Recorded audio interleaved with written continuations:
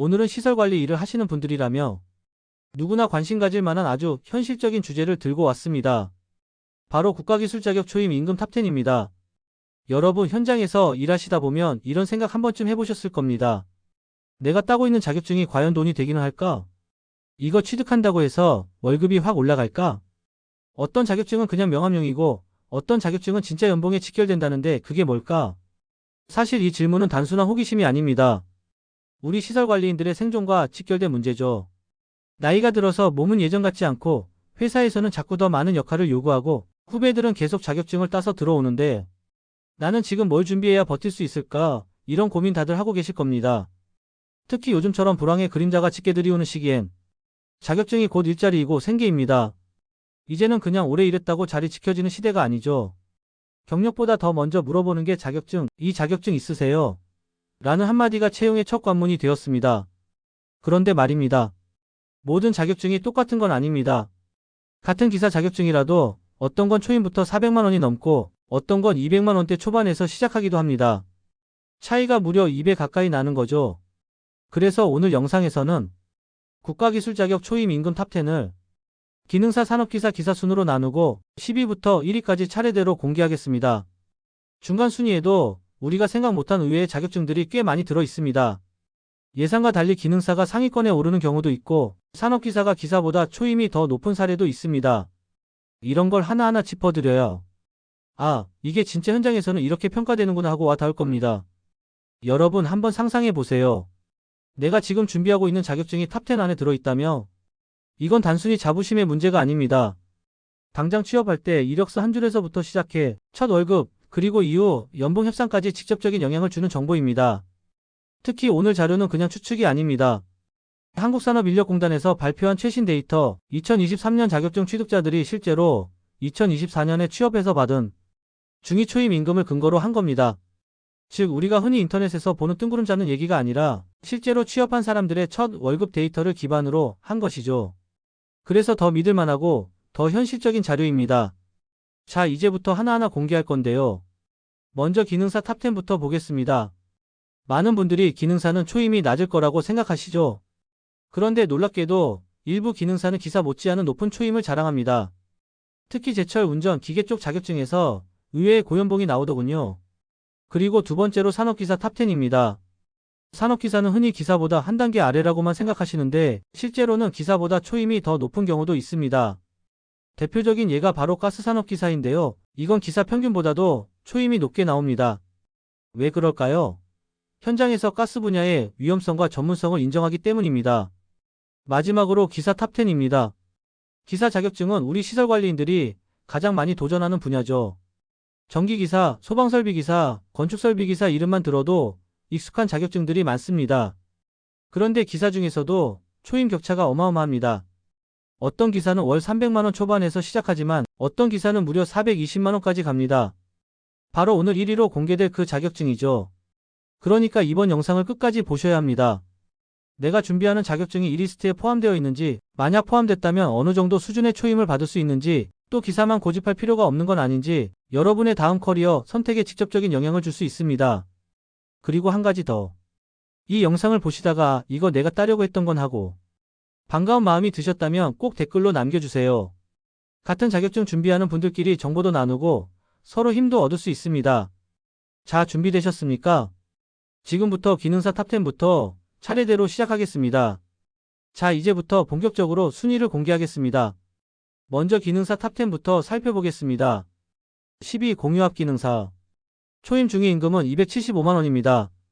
이 자격증은 공기와 유체의 압력을 이용해 기계를 제어하는 기술을 다루는데요. 자동화 설비나 생산 라인 각종 기계 장비에서 꼭 필요한 핵심 분야입니다.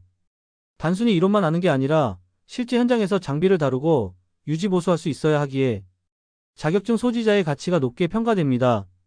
그 결과 기능사임에도 불구하고 초임이 다른 직종보다 높은 수준으로 책정된 겁니다. 9위 타워크레인 운전 기능사. 초임은 291만 원.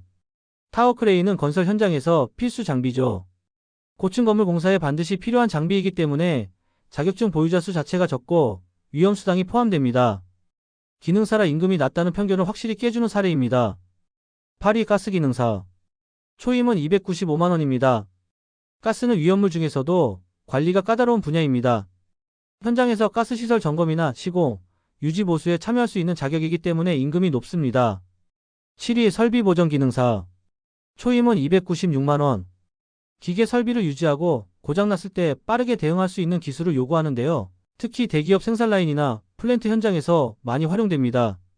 기계 쪽 경험이 있는 분들께는 취득 후 안정적인 진입로가 될 수 있습니다. 6위 천장 크레인 운전 기능사. 초임은 297만원입니다. 대형 제조업 공장에서 철강이나 중량물 운반의 필수적인 자격이죠. 위험성이 크기 때문에 안전규정 준수와 경험이 중요하고 그만큼 보수도 높게 책정됩니다. 5위 화학분석 기능사. 초임은 300만원. 화학분석은 단순 실험실 업무를 넘어 품질관리, 안전관리까지 포함됩니다. 특히 제약 화학 공장에서 초임부터 높은 대우를 받습니다. 4위 천공기운전 기능사. 초임은 300만원입니다. 토목 현장에서 땅을 뚫는 작업, 즉 기초공사에 꼭 필요한 자격증입니다. 위험성과 장비 전문성이 높아 임금이 높습니다. 3위 아변 기능사. 초임은 300만원. 철강산업의 핵심 설비 중 하나가 아변입니다. 고온에서 금속을 가공하는 작업은 위험이 크고 기술 난이도도 높습니다. 그래서 기능사임에도 불구하고 초임이 기사 못지 않습니다. 2위 불도저 운전 기능사. 초임은 300만원입니다. 토목 건축 현장에서 없어서는 안 되는 장비죠. 불도저 조작은 단순히 운전이 아니라 현장 지형에 맞게 정밀하게 다뤄야 하므로 기술직 대우를 받습니다. 1위 제선 기능사. 초임은 무려 314만원. 기능사 중에서는 압도적인 1위입니다. 제선은 철강의 원료를 다루는 과정으로 고온과 위험을 동반하기 때문에 높은 급여가 책정됩니다. 실제로 기사 못지않은 대우를 받는 기능사 자격증입니다. 이제 산업기사 순위로 넘어가 보겠습니다. 10위 정밀측정 산업기사. 초임은 280만원. 기계, 금속 가공 분야에서 정밀도를 확보하는 핵심 자격증입니다. 공차 관리와 측정 기술을 다루기 때문에 초임이 꽤 높은 편이죠. 9위 위험물 산업기사. 초임은 283만원. 화학공장에서 꼭 필요한 자격입니다. 위험물 저장, 취급, 안전관리에 특화된 기술 덕분에 초임이 높게 책정됩니다. 8위 용접산업기사. 초임은 284만원. 용접은 기능사도 있지만 산업기사는 한 단계 더 높은 수준의 자격입니다. 특히 대형 구조물이나 플랜트 배관 용접 분야에서 안정적인 진입이 가능합니다. 7위 공조냉동기계산업기사. 초임은 287만원. 냉동, 냉방, 공조 설비는 아파트, 빌딩, 병원에서 필수적이죠. 수요가 꾸준하고 작업 환경이 까다로워 초임이 높습니다. 6위 에너지관리산업기사. 초임은 291만원. 보일러, 냉난방, 에너지 절약 설비 전반을 다루는 자격입니다. 현장에서 즉시 활용 가능해 초임도 기사 수준과 비슷합니다. 5위 산업안전산업기사. 초임은 300만원. 안전관리의 중요성은 두말할 필요가 없죠. 산업 현장에서 안전관리자는 반드시 배치해야 하기 때문에 초임부터 안정적입니다. 4위 기계정비산업기사. 초임은 300만원. 기계설비 유지 보수에 특화된 자격증으로 대기업 생산 라인에서 특히 수요가 많습니다. 3위 금속재료산업기사. 초임은 309만원. 철강 금속산업의 핵심 자격으로 위험성과 전문성이 반영되어 임금이 높습니다. 2위 건설안전산업기사. 초임은 309만원. 건설 현장에서 안전사고를 예방하는 핵심 자격입니다. 안전관리자 선임이 의무이기 때문에 채용 수요가 많고 초임도 기사와 비슷합니다. 1위 가스산업기사. 초임은 316만원. 산업기사 중 압도적인 1위입니다. 가스는 폭발, 화재 위험성이 크기 때문에 전문 자격자가 필수입니다. 그래서 기사보다 더 높은 초임을 기록하기도 합니다. 마지막으로 기사 순위를 살펴보겠습니다. 10위 에너지관리기사. 초임은 295만원. 산업기사와 비슷하지만 더 높은 수준의 설비 이해가 필요합니다. 9위 공조냉동기계기사. 초임은 296만원. 냉동 냉방 공조 분야의 기사 자격으로 병원 대형 빌딩에서 수요가 많습니다. 8위 설비보정기사. 초임은 300만원. 기계 설비 유지 보수에 특화되어 있으며 현장에서 즉시 활용 가능한 자격입니다. 7위 가스기사.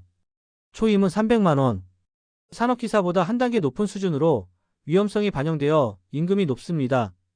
6위 품질경영기사. 초임은 304만원. 제조업 전반에서 품질을 관리하는 핵심 자격으로 대기업 수요가 많습니다. 5위 일반기계기사. 초임은 306만원. 기계 분야 전반을 아우르는 자격으로 난이도는 높지만 초임도 높은 편입니다. 4위 화공기사. 초임은 309만원.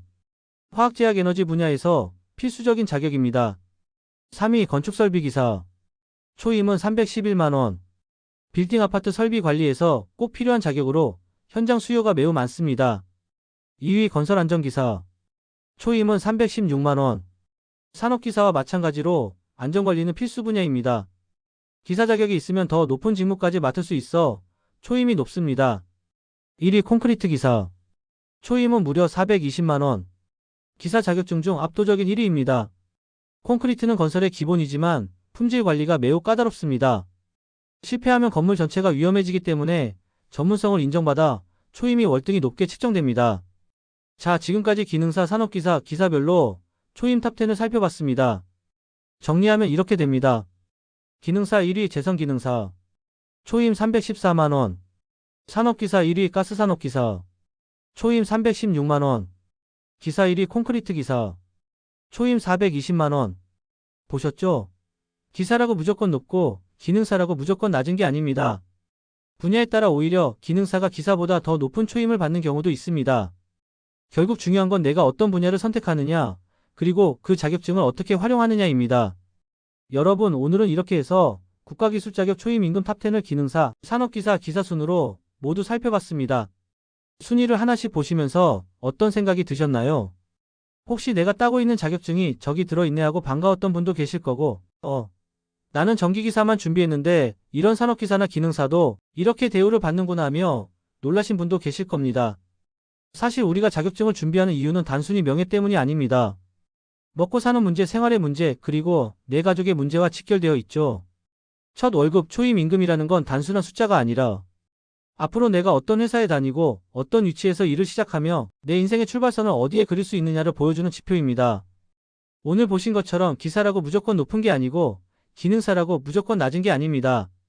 어떤 분야냐에 따라서 오히려 기능사가 기사보다 더 높은 초임을 기록하기도 하고 산업기사가 기사와 거의 비슷하거나 더 인정받는 경우도 있습니다. 즉 결국 중요한 건 내가 어떤 분야를 선택하느냐, 그리고 그 자격증을 어떻게 활용하느냐입니다. 여러분, 우리 시설관리 현장은 정말 빠르게 변하고 있습니다. 예전에는 그냥 전기 하나, 소방 하나만 있어도 충분했죠. 하지만 이제는 시대가 달라졌습니다.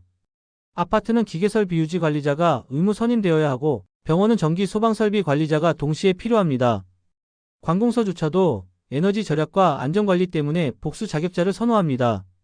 이런 흐름 속에서 우리는 자격증 하나가 나를 어디까지 끌어올릴 수 있는지 냉정하게 따져봐야 합니다. 예를 들어 같은 기사라도 건설안전기사는 초임이 316만원으로 상당히 높지만 다른 기사들은 290만원대에 머물기도 합니다. 이 차이가 단순히 시험 난이도 때문이 아니라 현장에서 얼마나 절실히 필요로 하느냐에 따라 달라지는 거죠. 또 한 가지 말씀드리고 싶은 건 나이에 대한 부분입니다. 40대, 50대가 되면 솔직히 공부가 쉽지 않습니다. 책상 앞에 앉으면 눈이 침침하고 외워도 금세 잊어버리고 체력도 예전 같지 않죠. 그래서 많은 분들이 이 나이에 뭘 더 하겠어 하며 손을 놓으십니다. 하지만 여러분, 지금까지 보신 것처럼 기능사, 산업기사 중에서도 충분히 먹고 살 수 있는 자격증들이 있습니다. 굳이 가장 어려운 기사만 바라볼 필요는 없습니다. 작업형이 없고 필기와 필답형만 있는 시험, 비교적 준비 부담이 적은 시험부터 하나하나 시작하면 됩니다. 그 자격증 하나가 여러분의 자리를 지켜주고 심지어는 더 좋은 자리를 열어줄 수도 있습니다. 그런데 혼자 공부하고 혼자 준비하다 보면 외롭고 답답합니다. 내가 지금 제대로 하고 있는 건지, 이 자격증이 정말 현장에서 쓸모가 있을지 누군가 경험담을 들려줬으면 하는데 막상 찾아보면 인터넷에는 광고성 글만 가득하죠. 그래서 제가 직접 운영하는 시설워크 네이버 카페를 말씀드리고 싶습니다. 이곳은 단순한 정보 게시판이 아니라 실제 현장에 계신 분들이 서로 경험을 나누는 공간입니다. 예를 들어 어떤 분은 전기기사 따고 병원에 취업했는데 실제로 겪어보니 이런 점이 힘들더라. 또 다른 분은 가스산업기사 준비했는데 초임은 높지만 이런 단점도 있더라. 이런 현실적인 이야기들이 그대로 올라옵니다. 그리고 자격증뿐 아니라 아파트 관리소 과장으로 일하다가 어떤 어려움을 겪는지, 소방 선임자로서 법적 책임이 얼마나 무거운지, 병원 시설팀에서 겪는 고충은 어떤지 정말 살아있는 이야기를 나눌 수 있습니다. 이게 왜 중요할까요? 혼자 고민하면 답이 안 나오지만 같은 길을 걸은 선배들의 이야기를 들으면 방향이 보이기 때문입니다. 오늘 영상 보신 여러분, 꼭 부탁드리고 싶은 게 있습니다. 지금 이 영상을 끄시기 전에 댓글에 여러분이 준비 중인 자격증을 남겨주세요. 그리고 더 깊은 이야기가 필요하다면 네이버에 시설워크를 검색해보세요. 들어오셔서 본인이 겪은 경험을 짧게라도 남겨주시면 됩니다. 예를 들어, 저는 전기기사 준비 중인데 공부 방법이 궁금합니다. 저는 소방산업기사 따고 취업했는데 실제 현장은 이렇습니다.